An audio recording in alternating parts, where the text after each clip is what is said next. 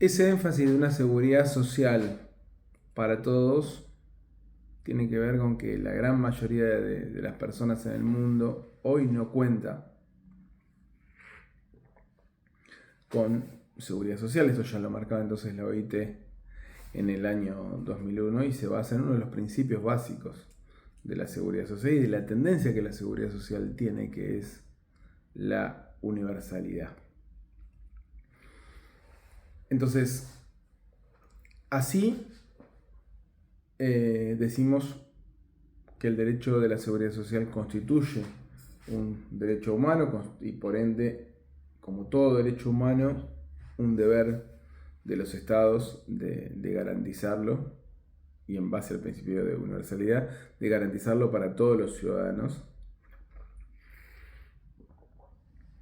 sin distinciones. Y podemos ya comenzar a distinguir la idea de ese derecho humano, el derecho a la seguridad social, de lo que llamamos el derecho de la seguridad social, que ya nos referimos a una rama del derecho social que está compuesto por el derecho del trabajo y el derecho de la seguridad social. El derecho de la seguridad social y el derecho del trabajo, entonces, son dos partes de una misma rama que nacen o que son emergentes entonces de la cuestión social y que nacen en el siglo XIX a partir de los movimientos obreros, de las luchas de los trabajadores organizados. Entonces el derecho de la seguridad social constituye una rama del derecho que lo que viene es a regular ya dentro de cada país y darle operatividad entonces a eso que llamamos derecho a la seguridad social. Las normas internas de los países deben asegurar, y esa constituye la obligación de los estados, ¿no?, el otorgamiento de las prestaciones que se establecen como derecho a la seguridad social. ¿Y cuándo nace el derecho de la seguridad social? El derecho de la seguridad social nace en la segunda parte del siglo XIX, más precisamente en Alemania. En 1883 nace la primera iniciativa de Otto von Bismarck, que era el canciller alemán, para el establecimiento del primer sistema de seguridad social en el mundo, que es la ley del seguro por enfermedad. Otto von Bismarck no era un socialista, de hecho, no tenemos que considerar que el derecho social es derecho socialista, ni siquiera derecho obrero. El derecho de la seguridad social constituye un derecho de carácter capitalista, que apuntó al mejoramiento primero de las condiciones de vida de los obreros, hasta el punto que Otto von Bismarck en Alemania era un canciller de corte conservador, y de alguna manera la implementación de estos primeros sistemas este primer sistema de seguridad social en el mundo tenía que ver con una reacción ante los movimientos obreros que empezaban a desestabilizar las políticas y al Estado alemán, y que entonces constituían un elemento importante para disminuir el conflicto social, y promover lo que en ese momento se hablaba de la paz interior, ¿no? Y ese primer sistema de seguridad social, o ese primer seguro de enfermedad, buscaba promover la salud de los trabajadores en plena industrialización, ¿no? Porque el siglo XIX estuvo marcado entonces por el desarrollo del capitalismo y la revolución industrial que generó profundas transformaciones económicas y sociales, y también en las condiciones de vida de las personas, que fueron denunciadas, ¿no?, por los sectores obreros como en muchos casos abusivas o de explotación,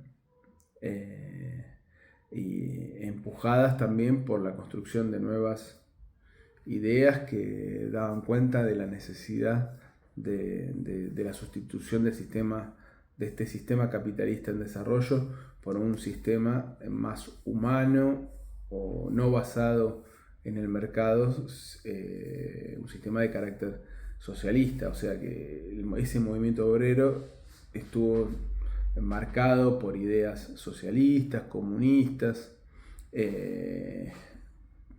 incluso de la doctrina social de la Iglesia. Y en esas luchas, que en algunos casos, como les dije, eran luchas que tenían que ver con la sustitución de un sistema por otro, es decir, luchas revolucionarias, bueno, la seguridad social actuó entonces como, o nació también como respuesta para lograr disminuir el conflicto social.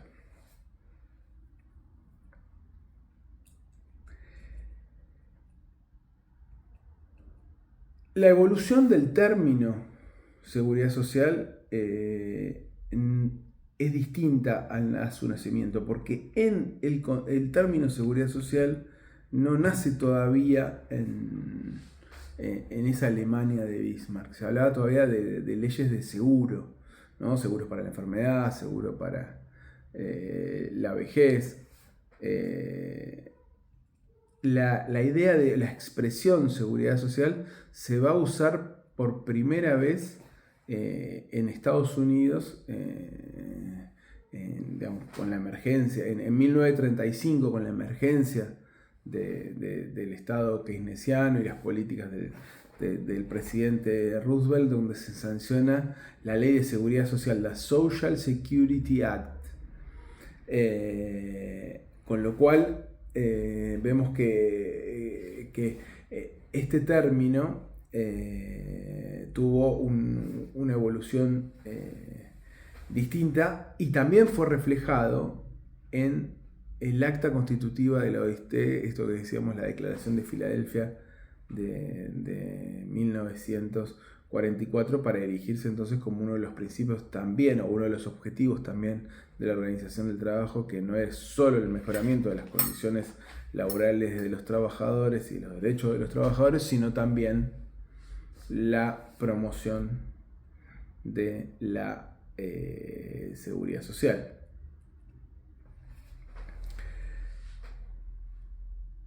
El derecho social en general, que incluye, como dijimos, a la seguridad social, parte de un presupuesto teórico básico.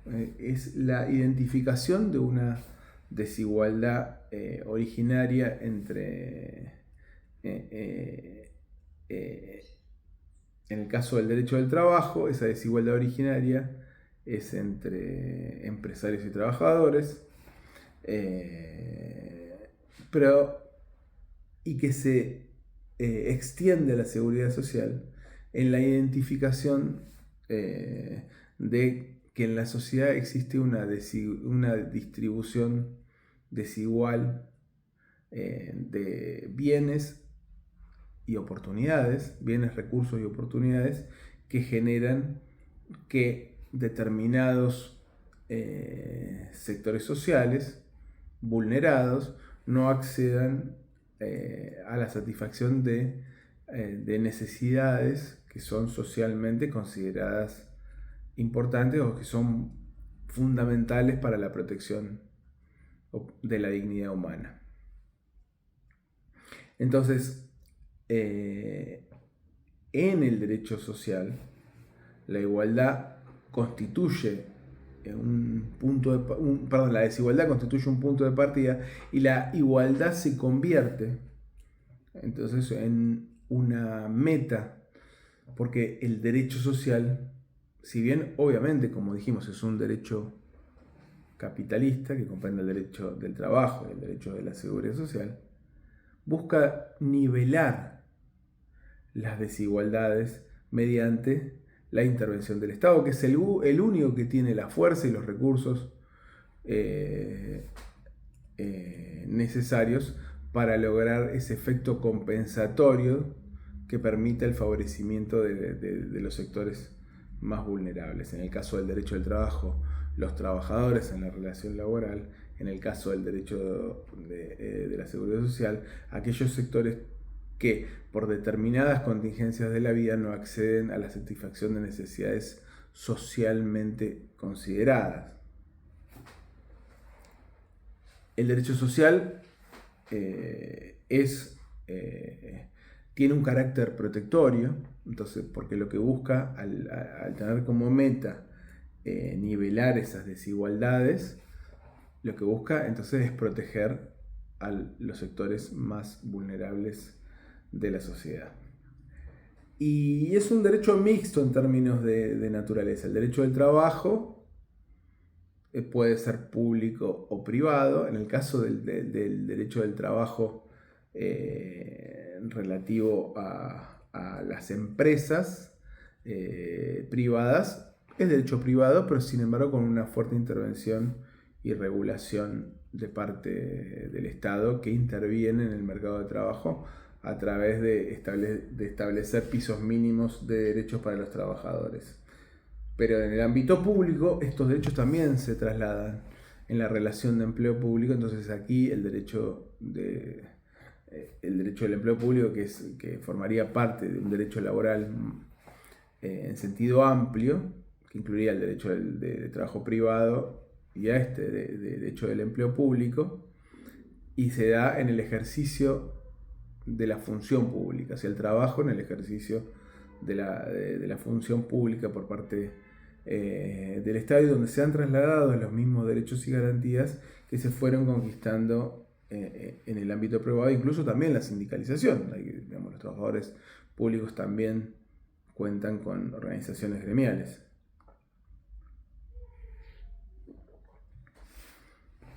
Y se basa, y aunque el derecho al trabajo sea derecho privado, se basa en una idea de interés público, y que tiene que ver con la obligación de intervenir en las relaciones privadas, por ejemplo en los contratos de trabajo,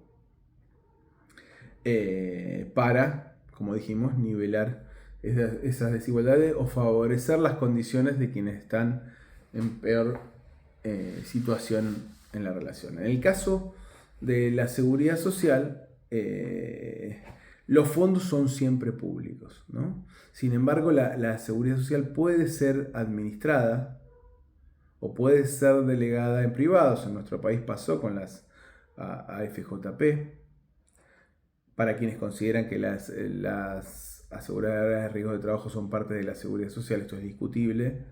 En este caso también las ART funcionarían en el marco del derecho privado, aunque siempre, o en el caso por ejemplo, de las obras sociales que son administradas por sindicatos, que son organizaciones sin fines de lucro, pero no son organizaciones públicas, no son el Estado.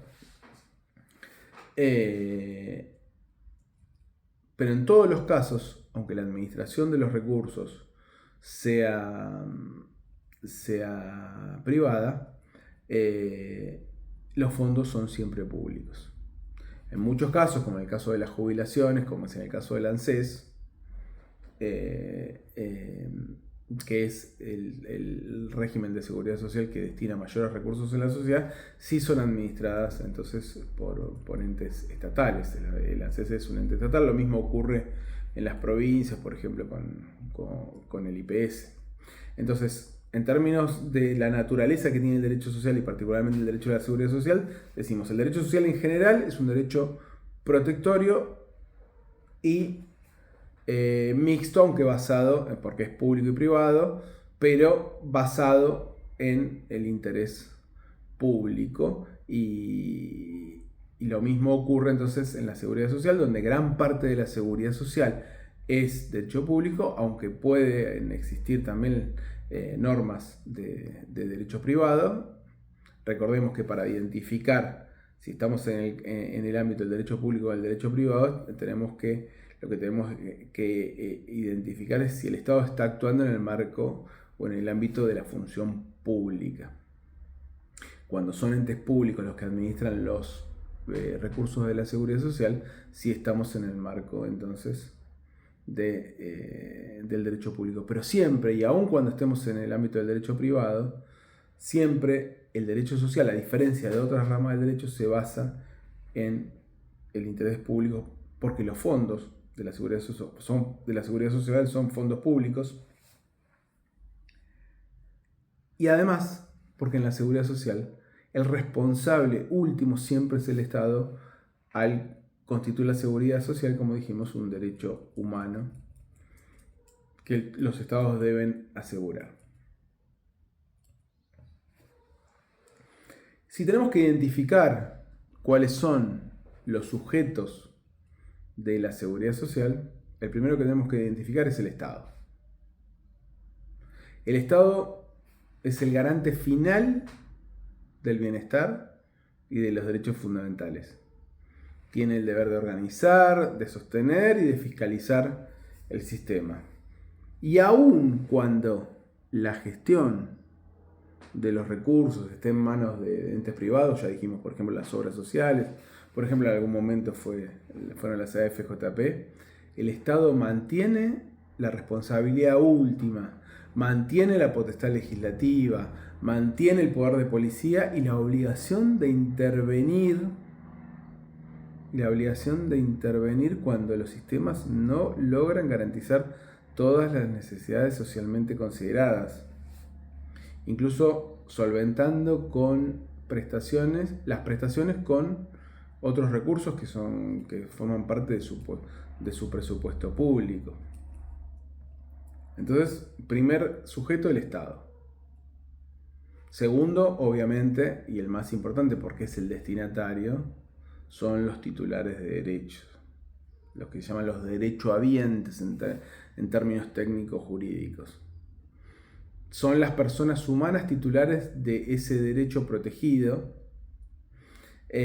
o protectorio, tanto acreedores actuales de las prestaciones, porque son a quienes deben brindarse, por ejemplo, un jubilado, a quienes deben brindarse la prestación, como acreedores potenciales, ¿no? Quienes forman parte de un régimen de seguridad social. O sea, quien estaba aportando hoy a la seguridad social, porque está todavía en la vida laboral activa, indudablemente no es un acreedor actual, pero sí un acreedor potencial, porque cuando cumple los requisitos para el acceso a la prestación va a poder tener acceso a la misma. En el orden jurídico se utiliza habitualmente la palabra derechohabiente, y cada vez va quedando de lado la palabra beneficiario, porque la idea de beneficio está más asociada a una idea de beneficencia o asistencialista, para remarcar que se trata de una obligación del Estado, que se trata de un derecho humano, ¿no? Y no un acto de beneficencia. Y dijimos, la extensión de la cobertura de la seguridad social abarca, en principio, a todos los ciudadanos de un país. Y a partir del nivel de cobertura que se logra, aparecen conceptos como la tasa de cobertura, que tiene que ver con cuántos ciudadanos en el país están cubiertos por la seguridad social, aunque ya sabemos, y como dijimos, la cobertura no es igual para todos los ciudadanos que son titulares de derecho. Bueno, entonces, segundo sujeto importante y fundamental, porque es el destinatario, son los titulares de derecho.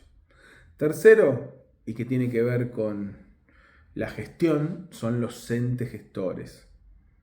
Aquellos entes que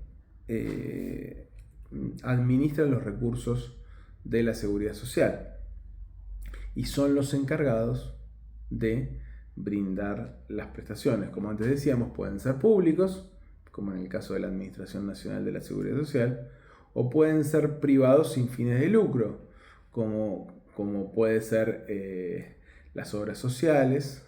Incluso también aparecen las empresas privadas con fines de lucro, como lo hemos visto en la Argentina con las administradoras de jubilaciones y pensiones, las AFJP. Incluso también aparecen sujetos que son públicos porque la ley los considera públicos, pues se le delegaron funciones públicas del Estado, pero que no son el Estado mismo. A veces son los propios colegios en las provincias, por ejemplo, que administran recursos de la Seguridad Social, las cajas provinciales de profesionales, o el propio PAMI constituye un ente público. No está tal, más allá que tiene una forma de intervención desde hace ya varias décadas por parte del Estado. Bueno, entonces el tercer sujeto son los entes gestores. El cuarto son los prestadores. Son aquellos encargados de brindar las prestaciones directamente. Porque los entes gestores administran el otorgamiento de prestaciones, pero no siempre dan las prestaciones por sí. Obviamente en el caso por ejemplo, de las jubilaciones, el ente gestor es el que directamente brinda las prestaciones. Digamos, el ANSES paga la prestación jubilatoria, que es el pago de una asignación monetaria mensual, sustitutiva del salario. Pero, por ejemplo, en el ámbito de la salud, el propio ente gestor no es necesariamente quien asume directamente la prestación, ¿no? Por ejemplo, en el caso del sistema de obras sociales, observamos que las obras sociales no cuentan con prestadores propios en su totalidad. Algunas cuentan con algún hospital, pero en general lo que hacen es contratar los servicios a clínicas y sanatorios o a médicos particulares. Es decir, los prestadores son entidades públicas o privadas, porque también ocurre en el sistema público, que también es parte de la seguridad social, donde el Ministerio de Salud funciona como el ente gestor, pero los prestadores, los que brindan directamente las prestaciones, son los hospitales, ¿no? Entonces los prestadores son entidades públicas o privadas que proveen directamente los bienes y servicios las prestaciones a los titulares de derecho. Y por último, el último sujeto importante a destacar son los empleadores y contribuyentes. Los empleadores o contribuyentes.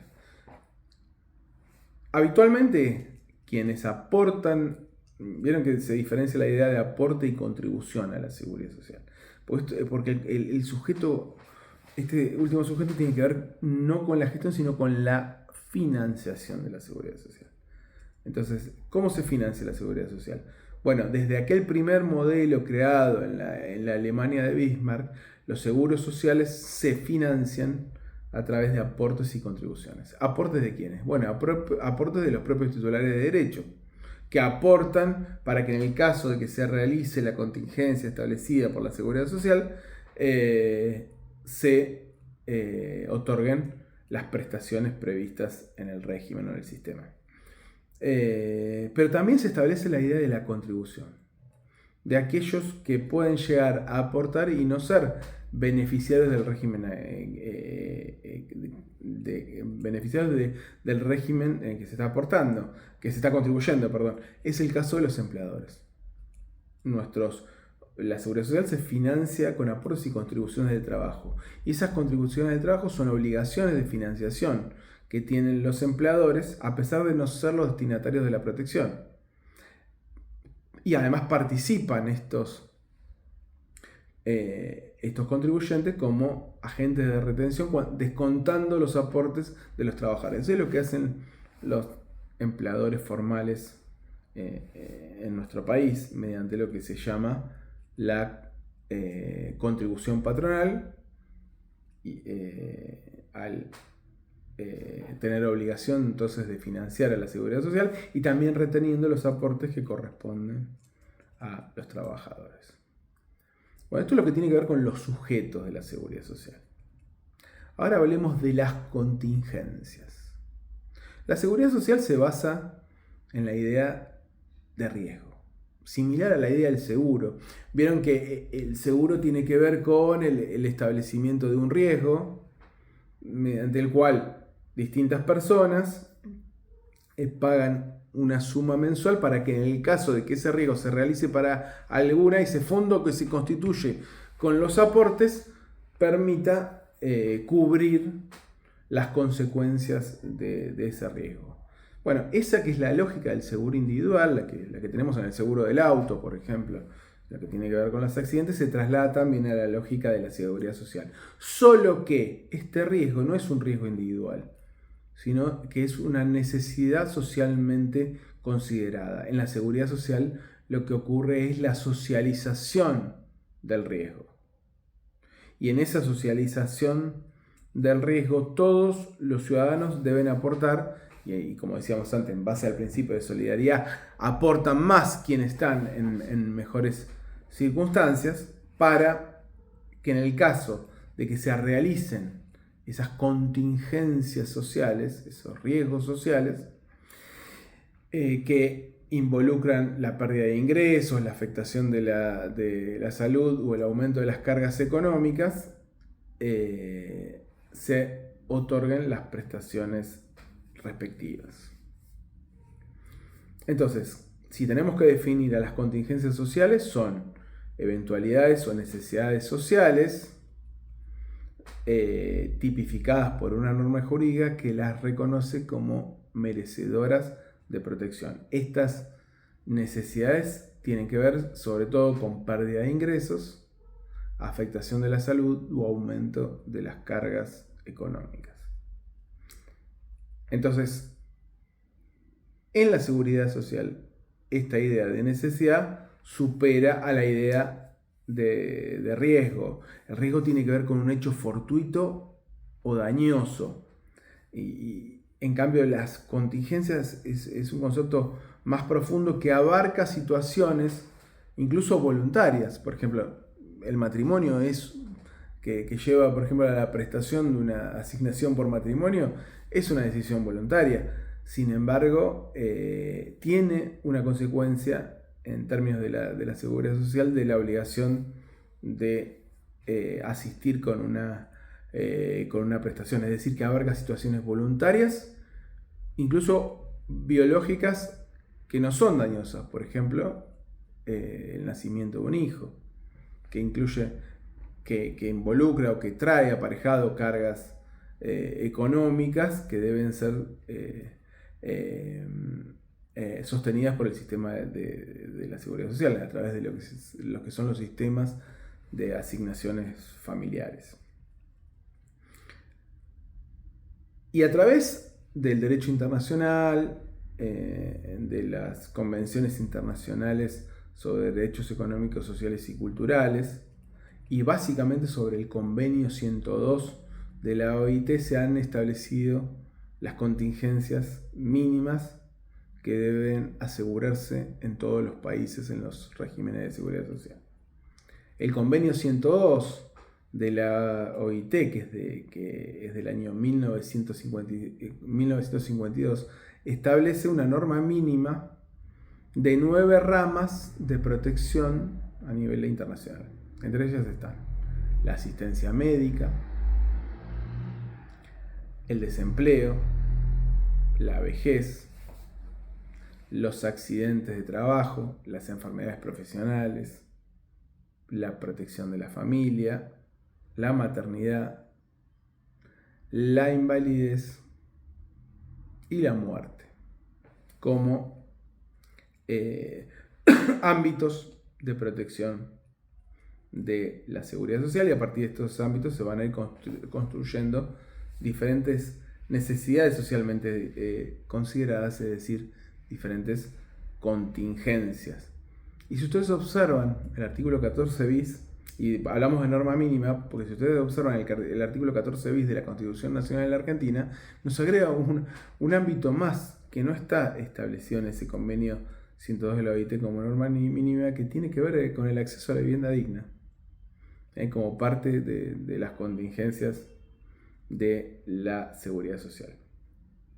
Y si tenemos que clasificar las contingencias en nuestro país, en general, en términos conceptuales, podemos hablar de contingencias patológicas, biológicas o económico-sociales. Por ejemplo, las contingencias patológicas serían enfermedad, invalidez, accidente de trabajo, enfermedades profesionales. Las contingencias biológicas serían maternidad, vejez y muerte. Y las contingencias económico-sociales serían el desempleo y la carga de familia. Y ahora vamos al otro concepto central de la seguridad social, que son las prestaciones, que en definitiva es el medio a partir del cual se permite la satisfacción de esas necesidades socialmente consideradas. ¿Y este medio en qué consiste? Bueno, consiste en bienes y servicios concretos con los cuales la seguridad social atiende las contingencias. Es decir, bienes que pueden ser dinero en sí mismo, o pueden ser bienes, como se dice en términos técnicos jurídicos, que pueden ser en especie, es decir, insumos médicos como medicamentos o servicios, ¿no? Directamente prestados, como puede ser la atención médica en un consultorio médico. Estas prestaciones, en algunos casos, lo que buscan es volver al estado anterior al ocurrimiento de las contingencias, o en otros implican simplemente paliar algunas de sus consecuencias. Por ejemplo, en el caso de las jubilaciones, lo que busca la jubilación como prestación, la jubilación es una prestación mensual que busca sustituir al salario que uno tenía en el momento de actividad, pero sabemos que el salario jubilatorio o el ingreso jubilatorio no es igual al ingreso en actividad. De hecho, sabemos y conocemos los conflictos y las demandas que se han dado en nuestro país a partir del pedido de volver a consagrar algo que en algún momento se consagró en la normativa nacional, que fue el 82% móvil, que incluso rige en algunas provincias en relación a los empleados públicos, rige por ejemplo en la provincia de Buenos Aires. Entonces no siempre a pesar de que tiene una búsqueda sustitutiva, las prestaciones, un objetivo sustitutivo, no siempre esa sustitución es exacta. Así podemos hablar incluso de lo que se llama la tasa de sustitución en las jubilaciones, que tiene que ver con el porcentaje de ingreso previo que logra reemplazar una prestación en dinero, ¿no? Como es el caso de las jubilaciones, o ocurre también en los seguros de desempleo. Y después también podemos hablar del porcentaje de cobertura, que tiene que ver con la proporción del gasto que asume el sistema ante una necesidad. Puede ser que el sistema no asuma el 100% de la cobertura de la necesidad o del gasto. Por ejemplo, en los medicamentos es habitual que existan copagos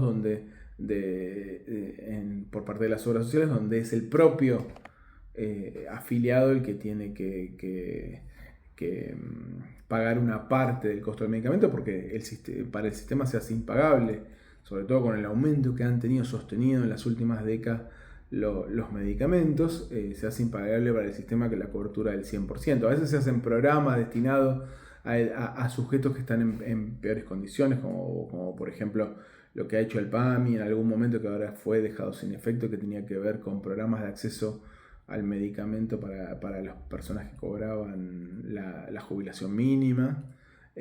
o coberturas especiales para determinados sectores, como aparece también en la Ley de Protección Integral de la Discapacidad, dirigido a las personas con discapacidad para atender las cuestiones relativas a esa discapacidad que cuentan con una cobertura del 100%. Entonces, el nivel, ¿no?, que se dé en esa cobertura nos marca el nivel de responsabilidad que se reserva al individuo en lo que tiene que ver con la idea de otro principio de la seguridad social, que es el principio de subsidiariedad. ¿Hasta dónde el Estado va a ser responsable de las contingencias sociales y cuánto queda bajo responsabilidad de las familias o de los propios individuos? De acuerdo a la perspectiva ideológica, también se plantea la necesidad de que el Estado no tenga que asegurar el total de las contingencias, sino que el individuo tiene que tener una responsabilidad también en el costo de las prestaciones a través de aranceles diferenciales o coseguros. Esto se ve muy bien también en el sistema de salud cuando se ofrecen planes, ¿no?, segmentados a determinados sectores que tienen mayor capacidad contributiva, donde pagando más uno puede acceder a mejores servicios de salud, lo cual también genera condiciones o fortalece condiciones de desigualdad. Entonces también es discutible. Por un lado favorece condiciones de desigualdad, pero por otro lado permite un mejor financiamiento del sistema. También muchas veces se habla de otro concepto importante de las prestaciones, son las carencias, ¿no? ¿Cuánto tiempo se debe exigir la contribución al sistema antes de acceder a las prestaciones? Bueno, en los servicios médicos también esto se ve muchas veces, que el acceso al sistema, el acceso a las prestaciones no es inmediato el acceso al sistema y se requiere un tiempo de contribución para asegurar el equilibrio financiero del sistema. A las prestaciones también las podemos clasificar por su naturaleza, porque las prestaciones pueden ser, como dijimos, monetarias, en dinero o en especie. Por su función, pueden buscar ser sustitutivas de ingresos o simplemente complementarias, ¿no? Buscan adicionar ingresos frente a determinadas cargas, como las asignaciones familiares. No es que resuelven la situación de la mayor carga económica que genera, por ejemplo, tener un hijo, pero al menos resultan una ayuda ante la mayor carga económica que genera esa situación. En cuanto a su duración, pueden ser temporales o vitalicias. En el caso de la jubilación es vitalicia. Y por ejemplo, la asignación por matrimonio es de pago único, ¿no? Es temporal. Ahí aparece también la idea de periodicidad. Pueden ser de pago único o de pagos periódicos. O sea, una prestación puede ser de pagos periódicos, pero temporal. Por ejemplo, la asignación por desempleo es temporal, no dura todo el tiempo que uno mantenga el desempleo. Y además, por el régimen de financiación que se establece, también diferenciamos a las prestaciones en contributivas o no contributivas.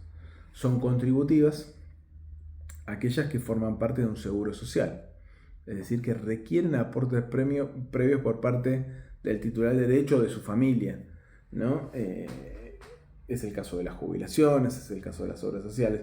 O pueden ser no contributivas, que son financiadas por las rentas generales, ¿no?, por el presupuesto público general, por los impuestos, ya no por aportes y contribuciones, como en el caso de los seguros sociales. Entonces, es el caso, por ejemplo, del sistema público de salud, que está financiado por los impuestos de todos los ciudadanos, o las pensiones no contributivas, que constituyen formas también de pensión, pero que no requieren la contribución previa por parte de los titulares del derecho. Y después también por la exigencia de condiciones se pueden se pueden clasificar. En algunos casos las prestaciones están condicionadas, por ejemplo, a la prestación de un servicio, al cumplimiento de una obligación. Por ejemplo, puede ser los controles médicos. Esto se ve en el caso de la asignación universal por hijo, ¿no? Para el acceso a la prestación de la asignación universal por hijo se requiere el cumplimiento de controles médicos, de escolaridad de parte de los hijos. Bueno, y en otros casos directamente no están condicionadas. Lo que podemos decir en general de las prestaciones es que las prestaciones son irrenunciables. Es otro principio de la seguridad social, el principio de irrenunciabilidad. El derecho a la seguridad social no se pierde por falta de uso ni incluso por renuncia expresa del titular. Lo que puede ocurrir es que por no haber requerido la prestación en un tiempo determinado, se produzca una prescripción del derecho hacia atrás, pero nunca hacia adelante. Habitualmente estos plazos de prescripción pueden ser de 2 años, pero no se pierde, como dijimos, el derecho de fondo. Asimismo, son inembargables las prestaciones de seguridad social, salvo algunas excepciones, como por ejemplo lo que tiene que ver con las deudas de alimentos. Y ahora nos metemos en la cuestión de los modelos y financiación de la seguridad social. Dijimos antes, a partir de lo que planteaba la OIT, la seguridad social no se organiza bajo un modelo único. Al contrario, si uno advierte los regímenes concretos de la seguridad social que se han dado en el mundo, advertimos incluso que a pesar de que podamos identificar modelos, los sistemas en general, los regímenes concretos en general son regímenes mixtos. Pero bueno, nuestro país incluso está también atravesado por una organización en términos de modelos que es mixta. De hecho, a veces es difícil hablar de que exista un solo sistema de seguridad social, porque también el sistema de seguridad social en la Argentina está atravesado por diferentes jurisdicciones. Recordemos que muchas de las competencias que tienen que ver con la seguridad social han sido reservadas o han sido facultades que se han reservado las provincias. Pero bueno, como dos modelos básicos de la seguridad social encontramos al modelo, por un lado, bismarckiano, ¿no? Cuyo nombre tiene que ver con ese primer sistema de seguridad social en el mundo basado en aportes de los trabajadores y contribuciones de los empleadores, conformando esos fondos que llamamos seguros sociales de acuerdo al modelo similar a cómo funcionan los seguros individuales. Funciona bajo el principio de reparto, de solidaridad, ¿no? Ese fondo, todos los titulares de derecho aportan a ese fondo y ese fondo actúa ante el ocurrimiento de las contingencias. Y quienes más ganan, más aportan. Y el fondo es el que financia entonces las contingencias del conjunto. Eso por un lado. Pero avanzado el estado social y los estados y con el nacimiento del estado de bienestar, se va conformando otro modelo que está inspirado en el plan Beveridge, ¿no? Beveridge era un economista inglés que ante la crisis de Gran Bretaña, luego de la fuerte crisis económica de Gran Bretaña, luego de la Segunda Guerra Mundial, propone una profundización del Estado social, no solo como forma de un acceso a mejores condiciones de vida de los ciudadanos, sino también como forma de dinamización de la economía.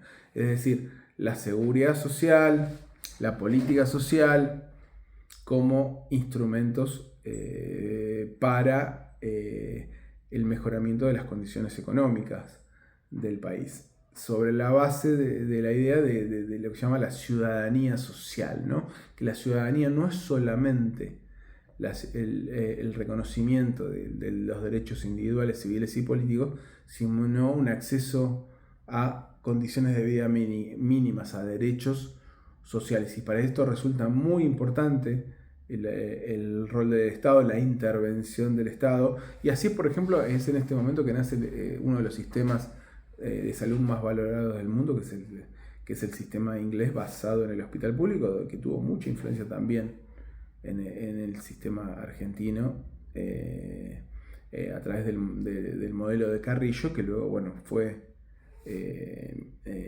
un poco dejado de lado, pero fue el momento donde más hospitales públicos se crearon en la Argentina. Y bueno, el modelo Beveridge, entonces, lo que pretende es una cobertura universal. O sea, el modelo Beveridge tiene una visión universalista, no dirigido específicamente a los trabajadores como titulares de derecho, sino dirigido a todos los ciudadanos. Nos dijimos, basado en la ciudadanía social, y se financia, y acá está la diferencia, a diferencia del modelo de los seguros sociales, se financia con impuestos y no con aportes y contribuciones. Pero como dijimos, los regímenes concretos son mixtos. Fíjense en nuestro país. En nuestro país se combinan, y en todo el mundo pasa esto, ¿no?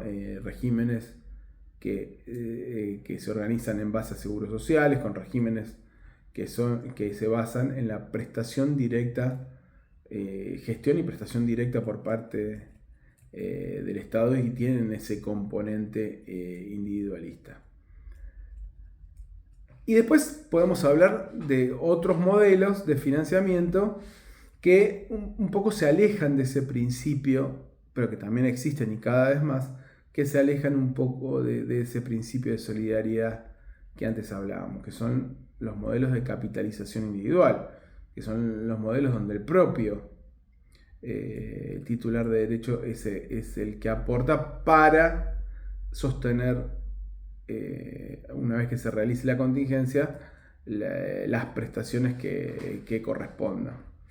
Por eso podemos decir que al alejarse de este principio de solidaridad, no es propiamente un modelo de seguridad social, pero que sin embargo en los regímenes concretos se combinan con algunos de los otros principios. Como dijimos, ha pasado en nuestro país con el sistema jubilatorio, cuando se estableció un sistema de capitalización individual, donde cada uno aportaba para su propia jubilación, aunque se mantenía un componente de eso, una parte del ingreso que era solidario, y donde también está ocurriendo en el sistema de salud con las posibilidades de derivación de aportes a empresas de medicina prepaga. De hecho, con la última reforma que ha llevado a cabo este gobierno, ya las empresas de medicina prepaga actúan en el sistema de salud, en el sistema de obras sociales, como si fueran una obra social más. Entonces, los modelos de seguridad social son dos, básicamente. Los modelos puros. Es decir, el modelo bismarckiano, basado en el seguro social, financiado por aportes y contribuciones. Sobre todo dirigidos a quienes son los aportantes del sistema. Y el otro modelo es el modelo beveridgeano, más propio de los países nórdicos en términos puros, donde el Estado asume directamente las prestaciones y se financia, o sea, no constituyendo seguros sociales, sino con el presupuesto público del Estado, y se financia mediante impuestos de toda la población.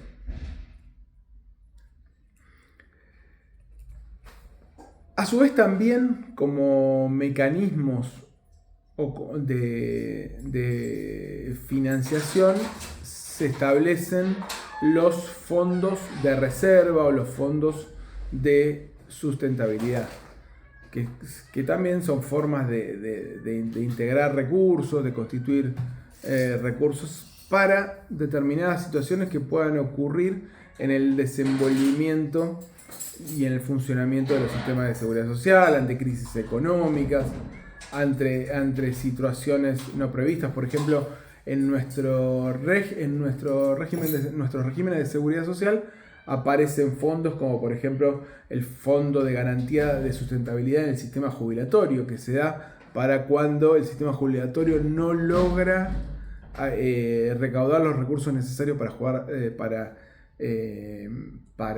pagar todas las jubilaciones, como funciona como un fondo de reaseguro, ¿no? Entonces, como el sistema no logra cubrir todas las eventualidades, ahí opera y se dispara el fondo de garantía de sustentabilidad. O el caso del Fondo Solidario de Redistribución en el caso de las obras sociales.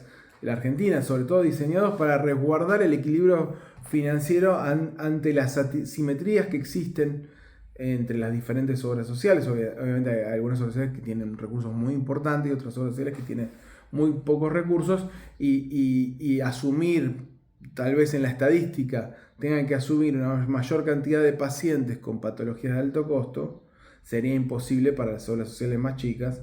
A veces la atención de una sola patología puede consumir todos los recursos de una obra social. Si no existiera el Fondo Solidario de Redistribución, no podrían subsistir las obras sociales más pequeñas.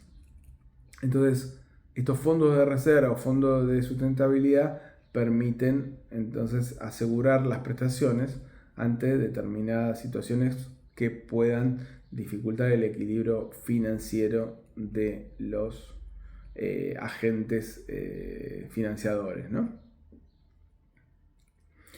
Y si vamos concretamente a la Argentina y a los diferentes regímenes de seguridad social, enfocándonos particularmente en lo que son los regímenes nacionales, pues ya dijimos, en términos de jurisdicción existen regímenes nacionales o regímenes provinciales. Básicamente, la seguridad social en la Argentina se organiza a través de 4 grandes subsistemas.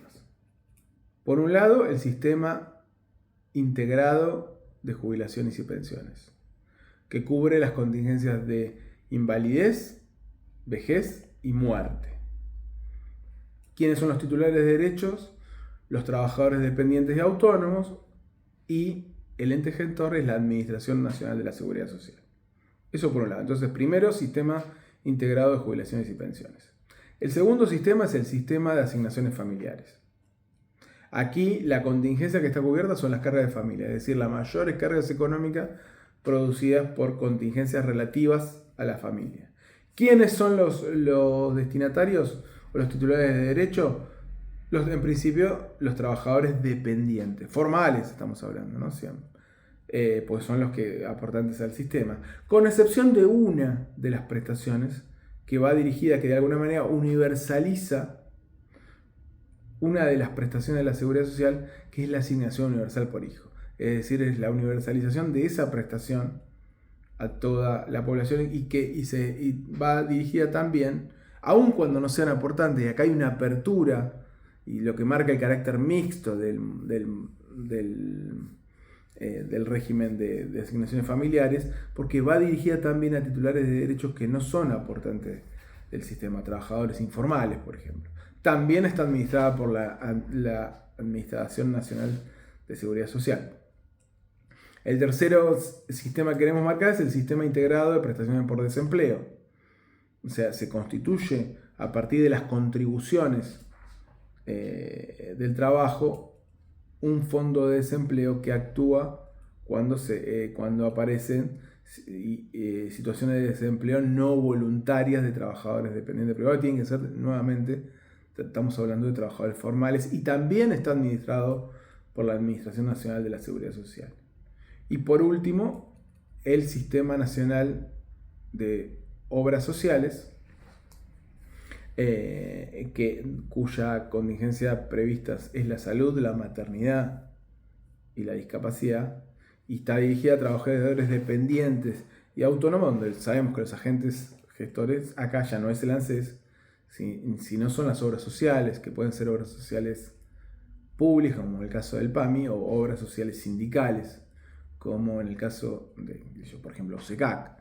Y ahora ya dijimos que con la nueva ley también intervienen sujetos privados, que son las empresas de medicina prepaga, que actúan de la misma manera que las otras obras sociales, pero que de alguna manera desnaturalizan. Esto hablábamos de los regímenes mixtos. porque al aparecer con más fuerza la idea del aporte individual, aparecen planes segmentados que generan condiciones de una mayor desigualdad dentro del sistema y entre los titulares de derecho. Bueno, con esto terminamos la clase 2 relativa al derecho de la seguridad social. En estos días vamos también a poner a disposición una actividad. Muchas gracias.